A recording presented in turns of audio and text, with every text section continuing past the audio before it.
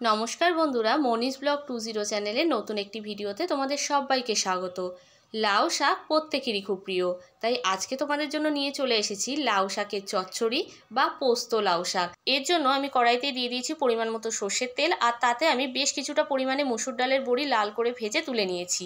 সেই তেলেই দিয়ে দিচ্ছি ফোড়নে 5 ফোড়ন শুকনো লঙ্কা ও 5 থেকে 6টি কোয়া রসুন কুচি। এছাড়াও দিয়ে দিচ্ছি একটা বড় সাইজের পেঁয়াজ, যেটাকে আমি এখানে কুচি কুচি করে নিয়েছি। এবার পেঁয়াজটা লাল হওয়া পর্যন্ত ভেজে নিয়েছি, আর তার মধ্যে দিয়ে দিয়েছি 4টি চিরা কাঁচা লঙ্কা। আবারও কিছুক্ষণ এটাকে নাড়িয়ে চাড়িয়ে নিয়ে ভেজে নিচ্ছি। ভাজা হয়ে গেলে এর মধ্যে দিয়ে দিলাম ডুমো করে কেটে রাখা আলু।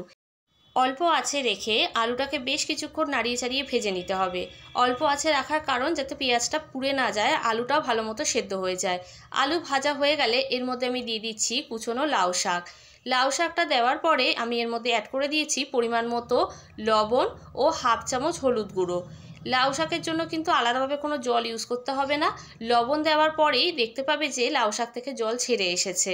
ঢাকা দিয়ে রেখে দিলেই আপনা আপনি জল বেরিয়ে আসবে। এবার আমি মশলার সাথে ভালো করে মিশিয়ে নিয়ে ঢাকা দিয়ে রেখেছিলাম, আর দেখো শাকটাও ভালো মতো মজে গেছে আর আলুটাও প্রায় সেদ্ধ হয়ে গেছে। এই পর্বে আমি এর মধ্যে অ্যাড করে দিচ্ছি সর্ষে ও পোস্ত বাটা। আমি এখানে কালো সর্ষে, সাদা সর্ষে আর পোস্ত সমপরিমাণ নিয়ে বেটে নিয়েছি মিক্সিং জারে, সেটাই আমি এখানে দিয়ে দিয়েছি। ভিডিওটা দেখতে দেখতে চ্যানেলটাকে সাবস্ক্রাইব করে দিও, ফেসবুক পেজ থেকে দেখে থাকলে ফলো করে দিও, আর প্রচুর পরিমাণে লাইক আর শেয়ার করতে ভুলো না।